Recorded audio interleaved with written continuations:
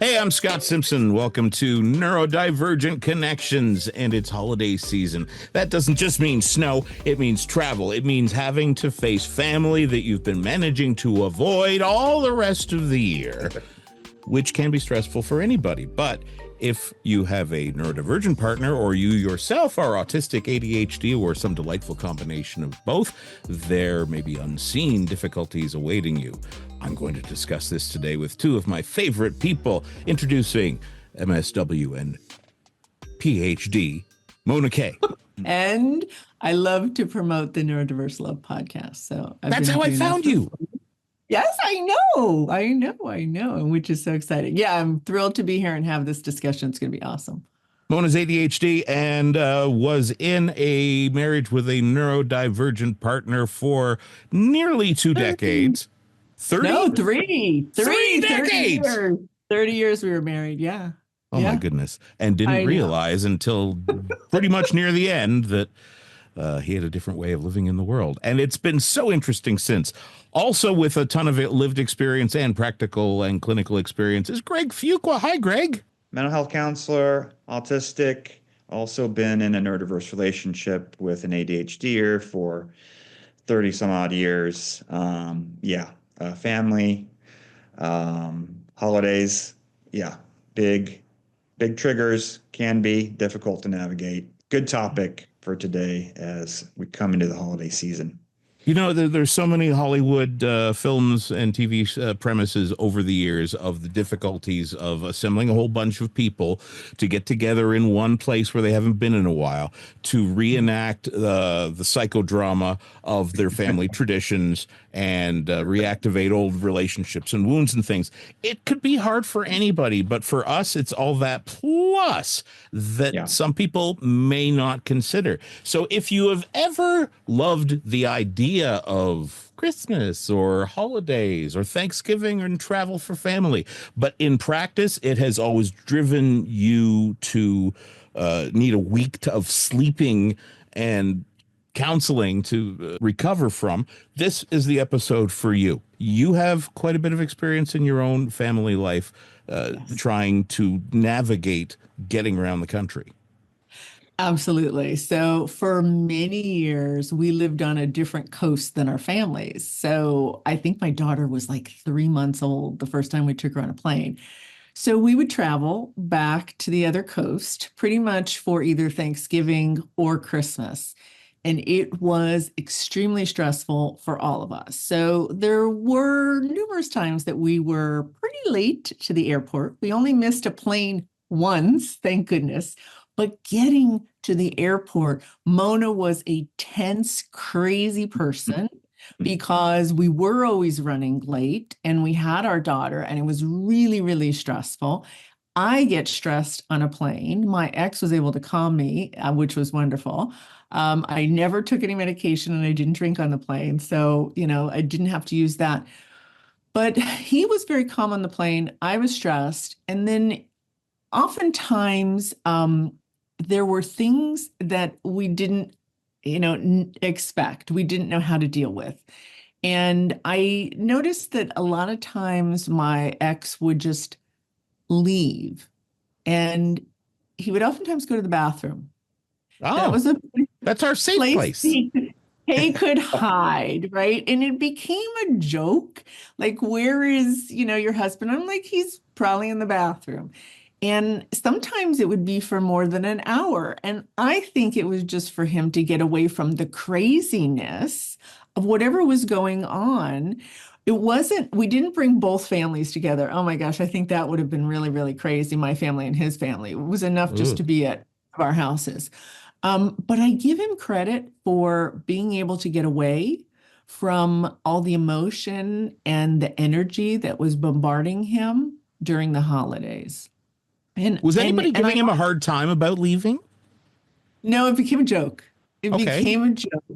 And it was funny. And I'm glad it was because I wouldn't want him to feel any negativity about that. I think he was doing what was best for his nervous system. I loved the holidays. I thrived. I loved buying all the presents. Mhm. He got involved in none of that. My ADHD brain looking for the best deals, finding out what people wanted. It was really exciting. But I do remember as we got older, he wanted to drive when we moved closer to our families. He wanted to drive rather than take a plane. And what I realized was he didn't have to worry about being late. Mhm. He could plan the itinerary. We could Yes. stop whenever he wanted to, or I wanted to, or we needed to for our daughter. We could take 2 days if we wanted to. We didn't have to abide by anybody else's time frame, and that was really good. But the other thing that happened is sometimes he would say, "We're only going to stay for 2 nights." And I'm like, "We're not driving 13 hours to stay for 2 nights." And so my daughter and I would talk him into 5 usually, but Oh. I understood he was leaving his comfort zone. He was leaving his home. He was going into family's home where he loved his family very much, but he never knew if he was going to be able to keep his own routine, right? Oh yeah. All this. Yes.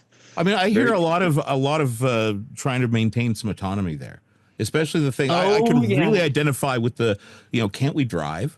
Like I wanted to go to Halifax from Ontario, which is like halfway across the country, so the east from middle.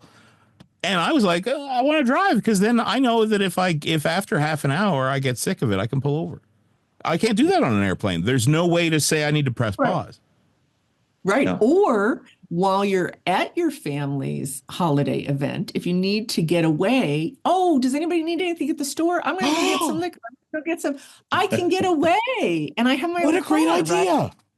Right. So I think that was another thing that played into it. But he didn't communicate that. So there were, challenges. Of course, Mona got mad at certain things. So yeah, I'd love to hear you guys, your experiences too. Yeah. Number one is having awareness around this is like really important, I think so a couple things are um, you don't actually have to go to your holidays with your family. I know that's like, what? That's a possibility. You don't have to go, but I get why, there's a lot of expectation. And for a lot of people, you're not seeing your family or getting together with them that often. But it does require a lot of demands on your system when you're neurodivergent. And so I have a couple principles that I use around this that are kind of bigger principles for my neurodivergent couples. Is number one is to prepare for events you do together. So you don't just throw yourself into a situation and then wonder why it doesn't go well. You talk about it beforehand. How long do you want to stay? How are you feeling about it? What is the thing that you don't like? How do you want this to go for you? What do we need to avoid? How do we mitigate that? How do we work around that? What do you think you'll need? What are you worried about? And so, just our audience, if I say, hey, the holidays are coming, how does that feel in your body? Right? Mm. I'm excited, Yeah. but you I guys mean, might not be. right? I mean, and for some, even autistics, they love Christmas. They love holidays. And there are a lot of rituals around it, and there are a lot of imaginative aspects, and there is a lot of good things. I'm not a gift giver, and I'm not a good gift receiver either. Mm. So I have to really be aware of that. I just don't care about that stuff. It doesn't hit me, and I just don't get it. So I think number one, prepare and figure out where you're at. There was a holiday or two, a Christmas, where I didn't go with my family, Mm. and as much as there's like kind of guilt and shame around that, I know that's what I really wanted, and I actually enjoyed it. And some of the trips, even my family went on, I'm like, I do not want to do that. And it kind of depends on where you're at. So number one, prepare, get on each other's page, know where you're at, and then afterwards debrief. And those two things are something you should do after any challenging event that sort of pushes on your system a little bit, and that could be going out to a friend's house, going out for a night. But for holidays, there's so much there. I recommend doing those two things and practice doing them and getting on the same page so that, for instance, when your ex, Mona, was like, I want to be here for 2 days, and you're like, no, we're not doing that. Clearly, you had no preparation. It was just, here we go. Let's see what this turns out like.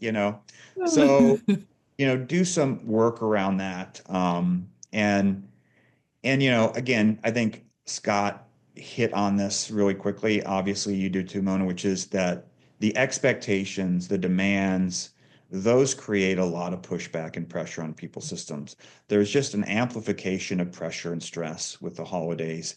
And one of my laws of neurodivergent physics is stress and pressure amplify neurodivergent traits. So really be aware of that and know how to work with them over the holidays. So that's kind of where I would start with, our audience and thinking about how to start navigating those things. If you're not going to go, right, there ends up being a lot of guilt, pressure, and then, you sort of recognize probably in your family how much emotional enmeshment there is, and can you be yourself with your family? I think that's a really good question too. Can you really be fully yourself?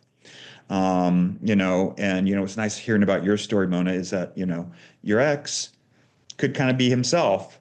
He had to find the bathroom a lot, but everyone else was like, ha ha ha, It was just, that was yeah. what he did. Yeah. And there's a lot that I do that a lot too, which is sort of, we're all going to the church event, or we're all going to this thing, this Christmas event or whatever. And, sometimes I'll just be like, no, don't want to. In fact, I'll really enjoy just sitting at home while everyone else is gone.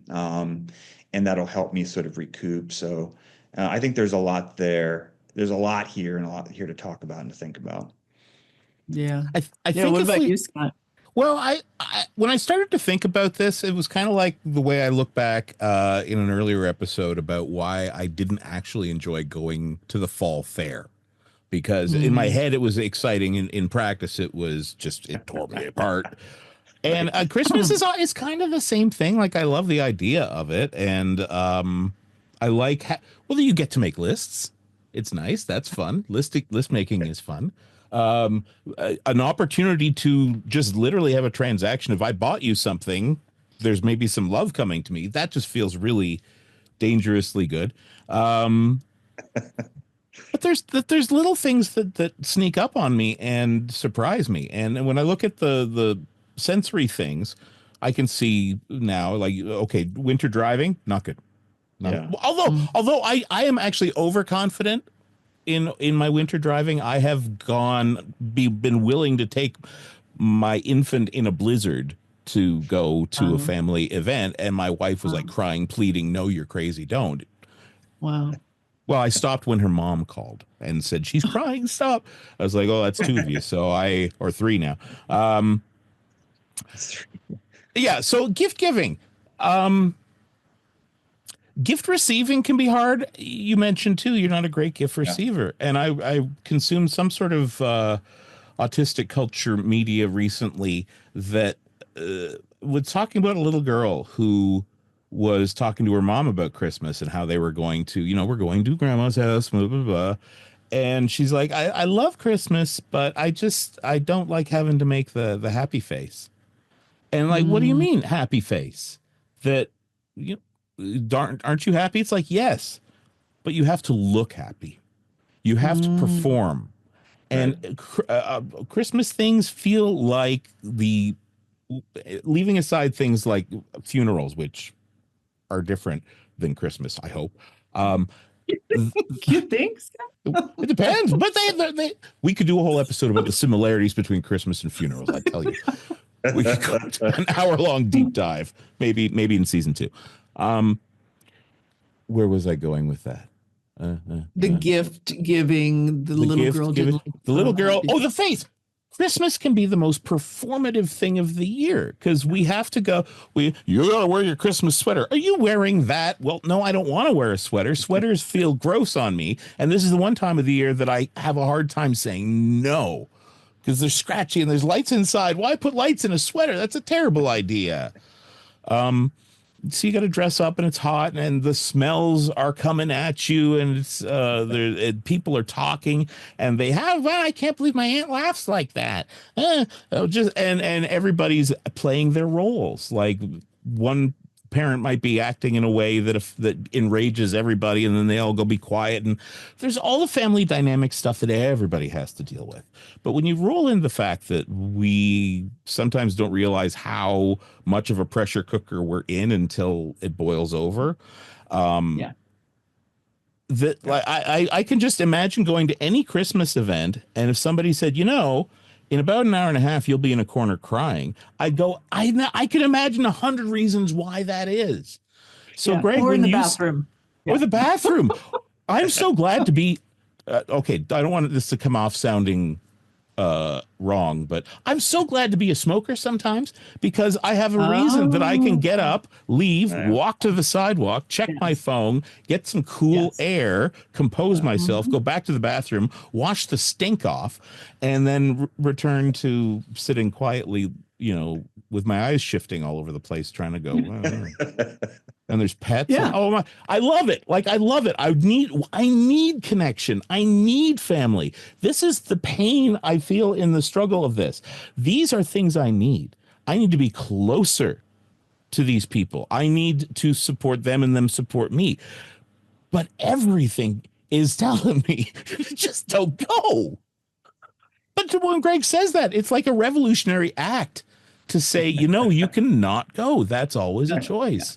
And for you to say that just like it's a true fact, because it is. He did it's it. just so startling. And his family, they still love him, right? Yeah. And now, Greg, you're autistic, and so maybe it makes a little bit more sense to folks. And here's the other thing, right? So not only do a lot of the family members that are there for the holidays perform, right? Whether they're neurodivergent or not, they're wearing masks, they're playing a role, right? And there's some patterns that come out in probably each of the holiday events. So there's one family member who drinks a lot, maybe more than one. And then as they continue to drink, and it could be because they're very socially anxious. It could be because there's neurodivergence and they don't know it, and it helps them calm their nervous system so they can be there, right? And we didn't know this all these years, right? So, we can all the listeners can think about that. Who gets drunk at family events, and either quiets down or starts speaking in ways that they normally don't? Who has food preferences? And so no matter what is made, there's a face or they push it away. And so whoever the host is or whoever the cook is feels, they take it personally and they get hurt, and that can turn into some, infighting or whatever. So all these things that have been going on, that if you think about the patterns that occurred during your holiday family events, there's probably an underlying reason for it that maybe you never thought about because you didn't know that there was neurodivergence in your family. What do you guys think? I think you're right. I think when I think of any family gathering that I did go to and I paid a close enough attention to figure out who everybody was, yes, there are characters. They're like characters. They're archetypes. They're books have been written, movies have been made about these kinds of things. The 10 people you meet at your family gathering. Greg, you seen the same? Yeah, and again, if you're neurodivergent, your partner is, you're going to have neurodivergence in your family, and if it's a generation before you, it's likely unidentified. Okay. And so how do those things play out? That unawareness, those ways in which people act. Again, one of the big traits I see in neurodivergence is difficulty in understanding how you're perceived or who you are, right? Yes. So you may be operating out of sort of this automatic place, that's driving everybody crazy or creating some kind of awkwardness or tension. You may be drinking too much. Yeah, I mean, there's a bunch of things that go along with this that make holidays much more fraught for, I think, neurodivergence and neurodivergent people.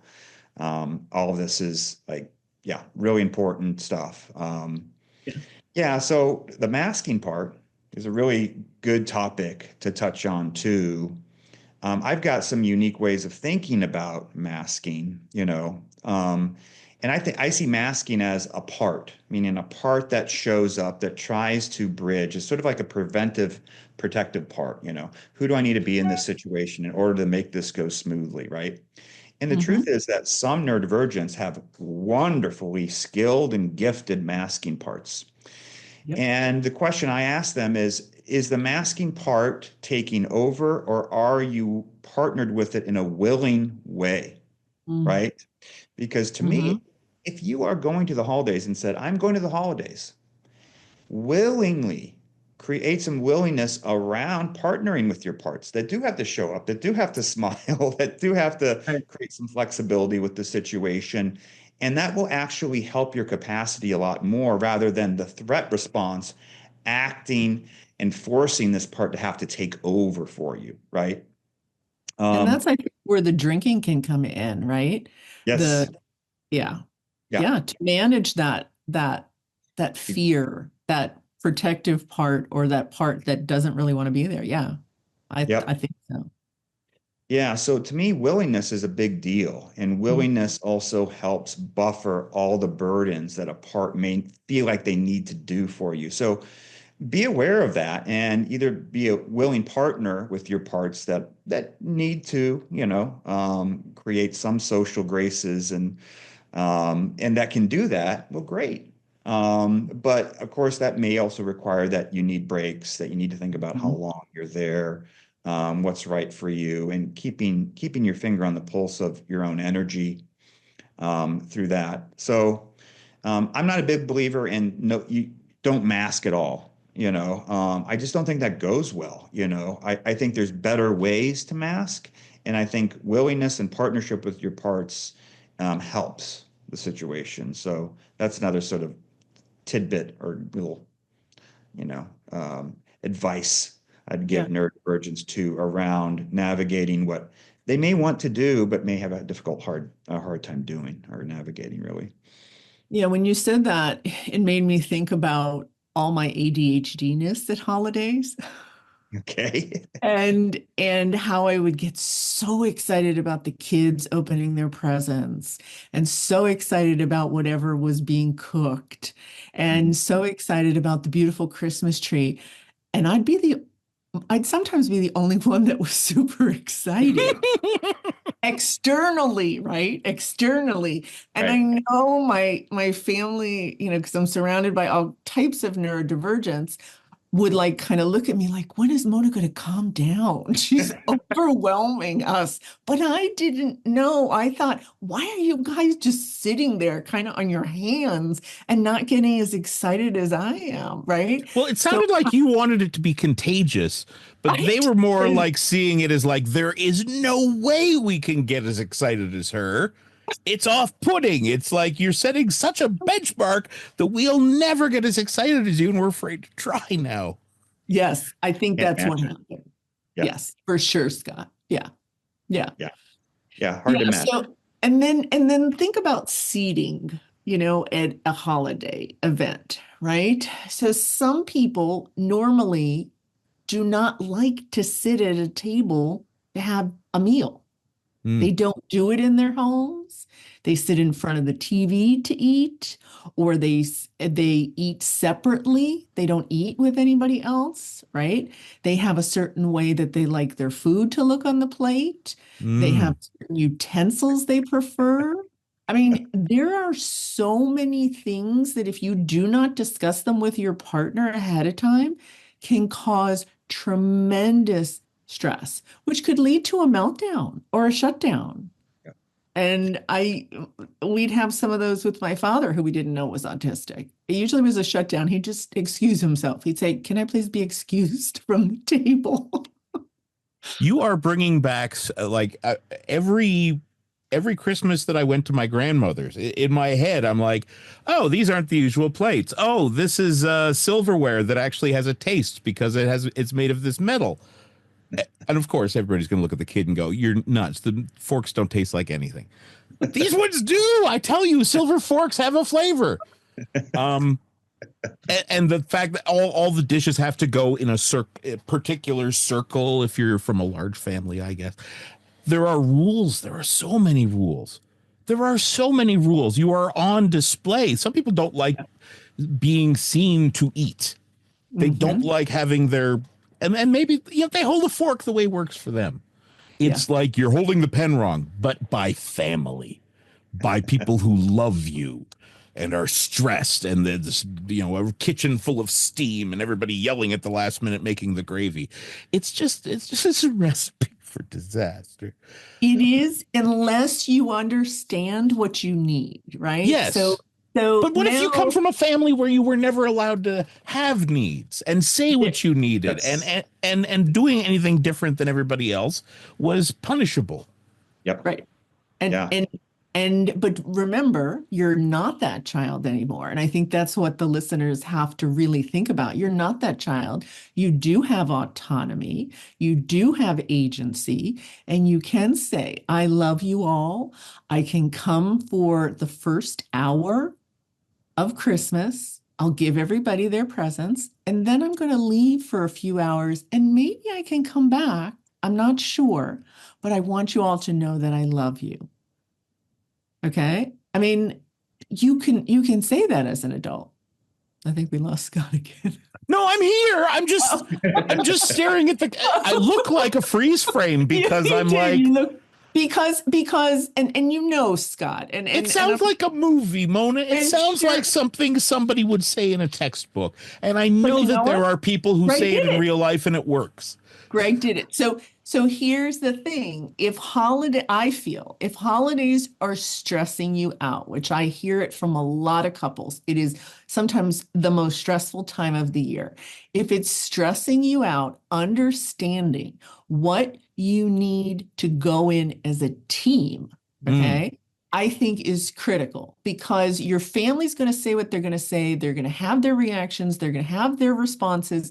But if you're a team and you know what each other needs, and you have each other's back, and you have your children's back, you can all leave together. You can all say, we're all going to be here for an hour. Then we're going to go for a drive and we're going to come back in a few hours. It could be the whole family or the couple together doing it. I don't believe, after 30 years of ups and downs and holidays, I don't believe it has to be that way. I think we can all figure out what works for us. But if you don't have somebody else to talk to about it ahead of time, I think it is really difficult to navigate alone. I really do, Scott. I think it is. Yeah. Yeah. You don't want to disappoint your family. You don't. No. We have this thing where we like to please our parents. Yeah. I was just going to go down a different branch. The social rules of eating together remind me of the difficulty some of us might face with other social things, like going to a party. People have scolded me in the past for not bringing something to a party. Apparently, you're supposed to know that you bring the guest like a bottle of flowers or something. A bottle of flowers. Yeah. Enjoy. Serve it cold. And I don't know these things, or like showing up 10 minutes early or 15 minutes late. Like, there's all these little arguments, and it just reminds us sometimes of how much we don't get it. So having a partner who does get it, if you've got a partner who does get it, or also doesn't get it but doesn't care, then you can do these things. But Mona, you're so right. Greg as well. If you can think of these things in advance and imagine what can go wrong, but not in a catastrophizing way, with a view of, we can work on this. This doesn't have to be like this. Yes. Right. Look at the patterns. Look at the patterns. And if the patterns have been negative, work together on figuring out how to make them at least neutral, if not positive. That's what I've learned over all these years. So go ahead, Greg. I'm sorry I interrupted you. No, yeah, I mean, I agree. I think, like you said, there can be that, that one person that shows up. It could even be your mom or dad that is a problematic person, and it's good to be able to say, hey, when dad says this, what am I supposed to do? And don't respond, or shift the topic, or and so there's also the ability to find outs, and distractions and other things to do that, again, that can help the process. I think we're starting to touch on something that I want to get to a little bit, which is family role dynamics, enmeshment. And enmeshment, I'll define really quickly, which I talk about with my clients all the time. Enmeshment is the belief that how I feel and think and behave determine how you should feel, think, and behave. Okay. And most families have some types of enmeshment, which are the expectations of what you need to do to make yourself not a burden or to make yourself more acceptable or lovable to me. And of course, there's those dynamics that we all grow up with our parents that we want to please, But I think particularly the neurodivergent and autistic psyche tends to be, as I say, more porous, more malleable, more impressionable. And it's very easy for us to give up our agency to the people around us that, oh, you tell us how it should be. I don't know how to navigate the world. It's too freaking awkward. And so I always say that masking is sort of a mindset that I come in second and everyone else determines the rules around social engagement and who I need to be in the world and whether that's right or wrong. Now, if you've got those dynamics in your family, and you probably do, if you're neurodivergent, you have to be really aware of those things because it's very easy to get pulled back into your roles and into families, into these expectations, to lose yourself in that environment, right? That can be really activating, traumatizing, etc. Am I right? 100% agree.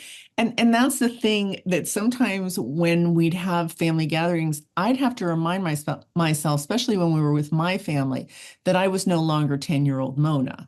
And my parents didn't get to make a decision about how I was going to spend my holiday because when we all lived within a half hour of each other, my ex-husband and I would spend half the day with my parents or my family and then half the day with his family. And my mother, the Jewish guilt, she would always try to guilt me into staying with her the entire time. And part of it, I think my father was autistic. We didn't know it. She had a lot more fun with me and my ex-husband and my daughter there.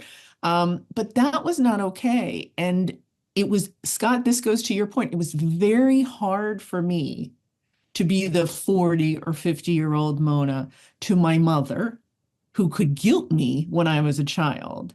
And I think that happens at a lot of holiday events. Why just try the turkey. Just try it. Just try the gravy. Just try the stuffing. Just try. I spent hours slaving over the stove. Just try it. No, I appreciate all the work you did, but that's just not something that I like, not, because you cooked it, but it's not a food that I enjoy.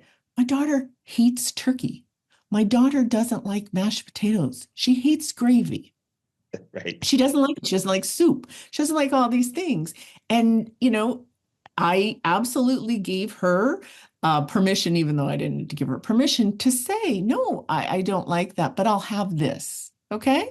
And that's okay. And if the person who is trying to guilt you takes it personally, that's something they have to work on. That's their codependency. That's their enmeshment, right?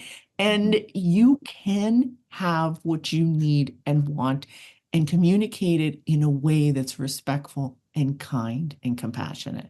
How they receive it is up to them. But if you're saying, no, I'm not going to have that fucking turkey, quit putting it in my face, that's not very nice, right? And I'm sure that happens. Or I'm not going to have that damn cranberry. Stop putting it on my plate. I don't want it, right? I'm sure some people can relate. Anyway. reminds me of martial arts class where they're like, so the attacker comes at you like this, and then you go up like this, and that's not how fights work. That's not how fights work. And when we talk about, so then you just say to your mother, I am asserting my autonomy over my sensory needs. And then mom throws a turkey at you. Like that's Maybe. how fights work. But Maybe. but what you're saying is, yeah, she might do that. And you probably know that she'll do that. So one, you know to duck. But secondly, that's her problem. If she only speaks guilt, you can understand guilt. You don't have to speak guilt back. 100%. And it is hard. None of this is easy because I think many of us want to do what is right during the holidays, especially if it's the only time we see our families. But the fact of the matter is, if you leave there, no matter what your neurotype, if you leave a family event, whether it's a few hours or days that you're staying with your family, with a nervous system that is so dysregulated that you go into burnout, that you're in a repeated state of shutdown or meltdown, it's going to affect your family that you're going home with a lot worse than it's going to affect the family that you spent the holiday with. I guarantee you. And it's affecting you. So this is part of, looking at your sensory needs, your communication needs, your rest needs ahead of time, understanding you deserve to have a fun and enjoyable time with your family, but it may be that you're only able to be there for an hour at a time, and then you have to take 2-hour breaks. It's okay. Or like Greg said, you don't even go sometimes, but you spend time with them maybe at another time throughout the year when it's not so stressed. So yeah. I mean, I think, Greg, you gave so many good ideas, and we've talked about our experiences. Is there anything else that you guys want to share?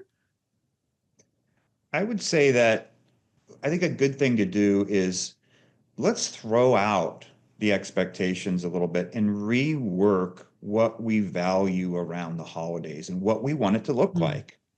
Let's, as I tell my couples, all good relationships require negotiation and renegotiation. Are we doing that with our families? Are we doing No. that in our relationships there? And there's this tradition versus, again, and that can challenge people in terms of change, in terms of what they want it to look like. But we have to think about everybody here. And what do we want our holidays to look like? And I want it to be about acceptance. I want it to be relaxed. I want it to be casual. I want it to be about love. I want it to be about connection. But I think we all also need our own space to some degree. And we have to go through, yes, we have to go through the hallways, and yes, debrief. How did that go? That was too long. They wanted us to stay too long, and yet they didn't. I mean, there can be a bunch of things that you have to sort of rework and try to normalize or renormalize and renegotiate about what you want it to be about, because it needs to be for everybody, right? And so that's kind of my parting thoughts to our audience is, how can we sort of wiggle our way out of these sort of forced expectations and traditions and re-find ourselves in a softer place through the holidays that we want to be there, that we have a lot of acceptance and willingness towards, and we get a lot out of instead of a lot of taking out of us, right? Yeah, and it can be a positive experience. And I always say, remember, if you have recently discovered that one of you is neurodivergent or more than one of you is neurodivergent, this is a different holiday for you. Yeah. Right? Yes. You don't have to suffer. Yeah. Hopefully it is. You don't have to suffer. Yep. Yeah. I think that's a whole topic itself there. Just like, yeah, I was going to say, like, let's role play the whole family party when somebody has discovered autism. If you even want to disclose, right? You may not want to disclose because you don't want to hear all the negative feedback, but you do have a right to have that conversation with your partner, or it would be helpful to have that conversation with your partner about what it is you're going to do to support each other. You don't have to disclose, but know you're neurodivergent, right? Yeah. So ownership over it is really important. Do you have to say, I'm autistic, therefore I need to do this X, Y, and Z?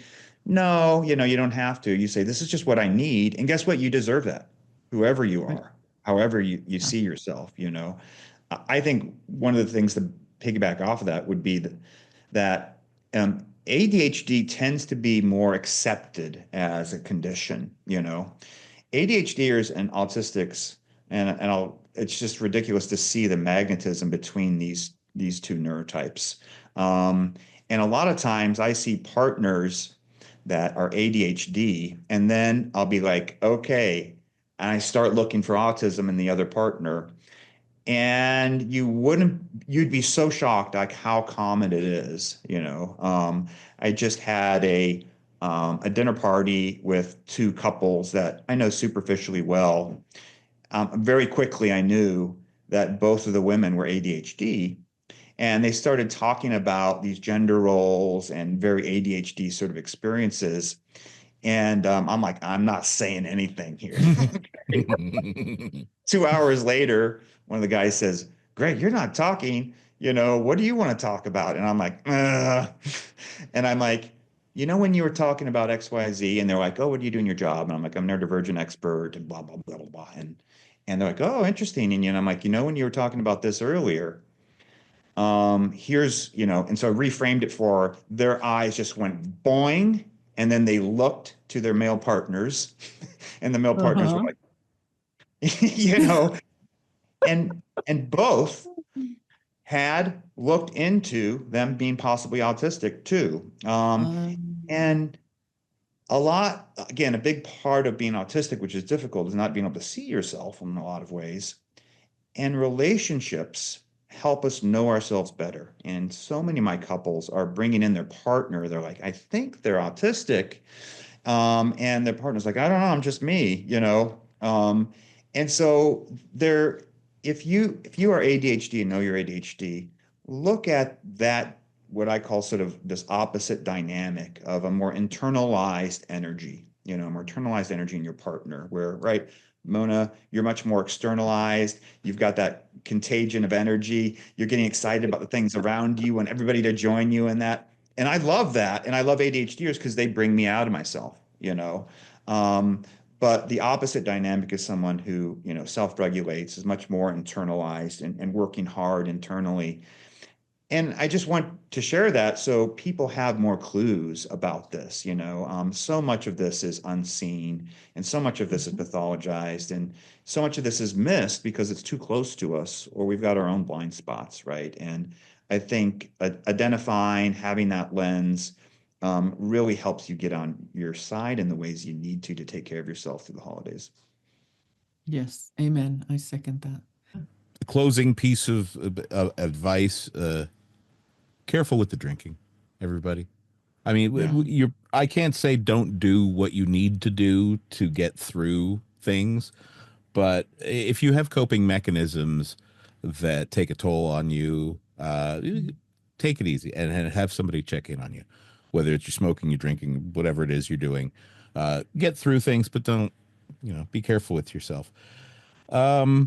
And be generous, but not so much with the money. But if you've been learning about neurodivergence over the past year, and this is the first time you've seen a lot of people, bring some of the self-compassion, some of the compassion you've been applying to yourself through this journey, and bring it to your family. Maybe you'll see them in a new light. Maybe that Mm, relative who was always super angry for no apparent reason, maybe you see the reason now. Right. Maybe somebody who went way too far with jokes or personal details about themselves that made everybody cringe. Maybe you get that now. Maybe the parent who maybe your mom went out and bought lots of really awesome gifts for you all the time, but your dad only ever bought one thing, and it was like a black shirt. Maybe you see him differently now. So yeah. be nice to yourself. Be gentle with your family. Make the most of the season so that next year can be an even bigger adventure. Love Sounds that. great. Yeah, love Yeah, I that. love that too. So subscribe, right? And like us and share this episode if you think it would be helpful to somebody else, whether it's your partner or a family member, maybe. And Scott, I couldn't agree with what you said more. And all the suggestions and advice that you gave, Greg, I know is going to be helpful. So happy holidays to everybody, wherever you are, whatever you celebrate. I hope that it's a positive experience for all of you. Same. Well said, Mona.